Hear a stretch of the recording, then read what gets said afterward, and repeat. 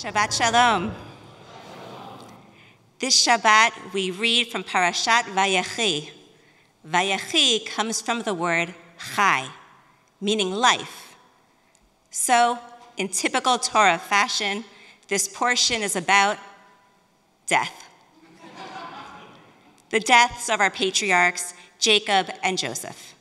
Jacob dies at the age of 147, and Joseph at the age of 110.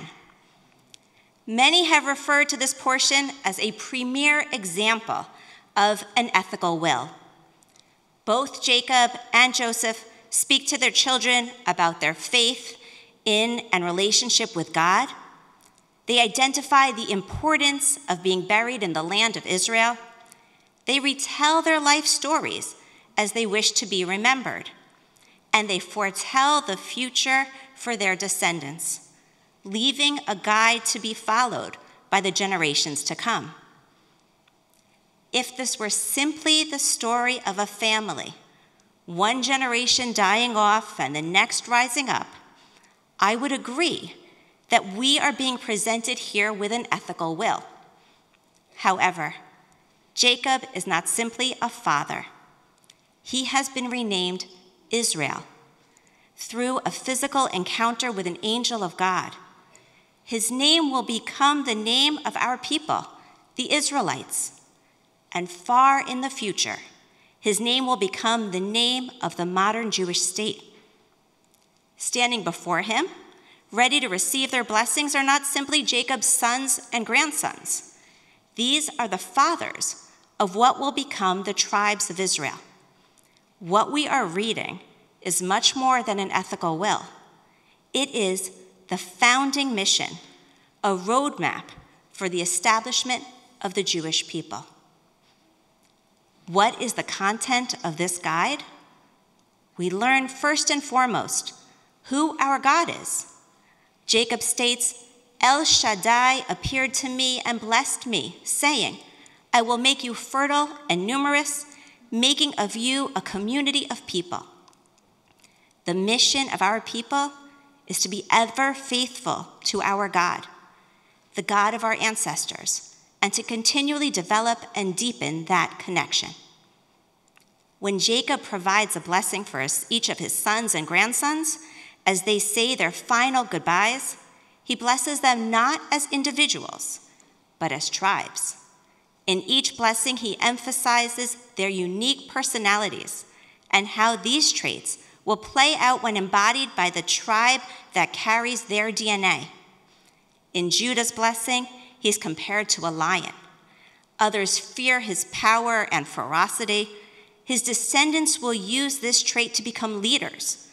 As Jacob pronounces, the scepter shall not depart from Judah, nor the ruler's staff from between his feet. Dan will become the tribe from which judges emerge. Zevulun will become the tribe of seafarers. Benjamin will become the tribe of warriors. And on it goes from there with each son. We learn from this that at no point in our long history were the Israelites or the Jewish people homogeneous. The Jewish people are made up of unique traits, and we value that diversity within our people. Whether it is the variety of our skin tones or the range of our beliefs and affiliations, our heterogeneity in all of its glory is a point of pride for the Jewish people. As it was then, it remains so today. We also are taught here about our connection to the land of Israel. Jacob dies in Egypt. He left the land of Canaan as an old man, knowing he would never return alive. Yet he yearned for the land of his fathers and made Joseph promise him that following his death, he would be returned to Israel for burial alongside his father Isaac, his mother Rebekah, his grandfather Abraham, and grandmother Sarah. Joseph too dies in Egypt, yet at a time when travel to Canaan was no longer permitted. So he allowed his children to bury him in Egypt on condition that during the Exodus, his descendants would exhume him and bury him alongside his father in Canaan. We learn from these examples that Jewish life in the diaspora is a significant contributor to the greater story and history of the Jewish people. And the land of Israel will always be prized as our homeland. With this mission for the Jewish people in place, the children of Jacob and Joseph descended into 400 years of slavery, while holding on to the hope that one day they could pray freely to their God, live out their tribal destinies, and return to the land of Israel. This Shabbat, we read the Torah portion approximately 3,800 years following these events. How does this roadmap of Jewish peoplehood measure up in the 21st century? What can we take from this text as a guide? We can learn from this portion that a Jewish peoplehood perspective is a forward-thinking one. Abraham was told in his covenant with God that the Israelites would descend to Egypt and serve as slaves there for 400 years.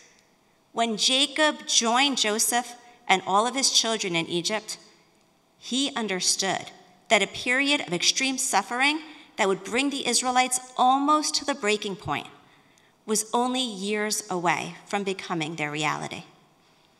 When Joseph died, slavery was imminent. And yet, Parashat Vayechi is a forward-looking text.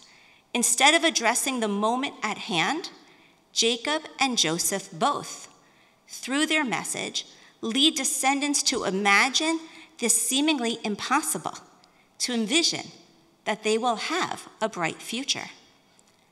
That is the power of this text and the power of a peoplehood orientation. Jewish peoplehood tells us to acknowledge our present and rise above the trends and tribulations of the moment, because we, as a people, have a mission and so much more to accomplish. It tells us to enact plans to achieve a bright future for the Jewish people, even if particular data points don't support optimism, even when we don't see eye to eye with many of the leaders of the Jewish community here or in Israel. At times, when despair feels an appropriate response, a Jewish peoplehood perspective reminds us of King Solomon's treatment for his depression, believing in the motto, "This too shall pass." So what does a Jewish peoplehood perspective entail? It obligates us to learn our history, our shared past. It requires getting to know the stories that make up our identities today. We must become as knowledgeable of Jewish history and culture as we are of American history and Western culture. Second, living a Jewish peoplehood perspective requires us to honor and celebrate our Jewish values, recognizing them as Jewish values, like how the 2 reasons why we observe the Sabbath are an expression of those values. When we recite tonight's Kiddush over the wine, we will state that Shabbat is observed Zikaron L'Maaseh Bereshit, as a remembrance of the act of creation, and Zecher L'Yetziat Mitzrayim, as a memorial of the exodus of Egypt.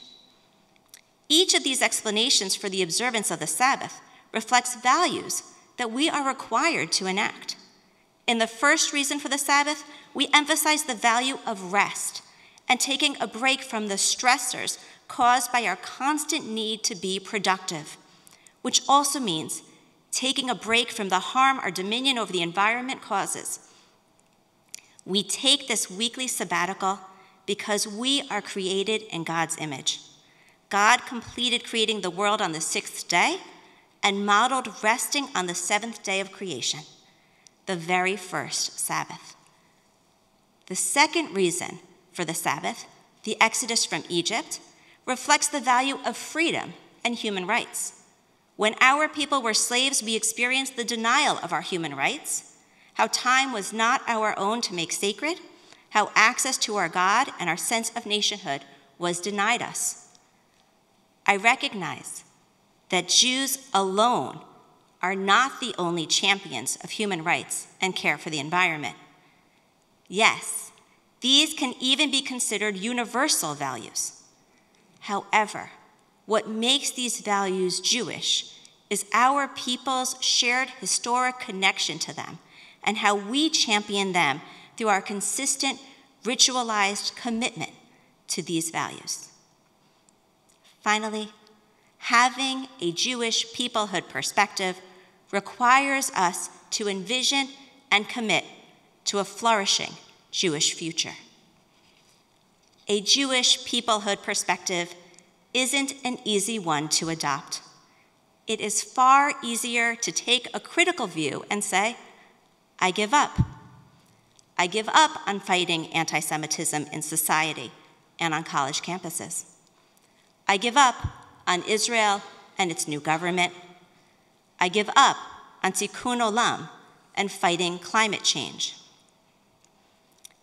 It is when the challenges appear insurmountable that Jewish peoplehood is our greatest and most powerful, most inspiring guide. We conclude this week's parashah and the book of Genesis with Israel about to enter into slavery, one of the lowest periods of our long history. As the last words of the book are chanted in congregations throughout the world, Jews will participate in a beautiful ritual.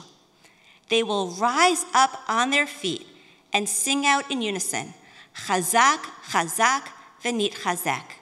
Be strong, and we together will be strengthened. This is the power of Jewish peoplehood.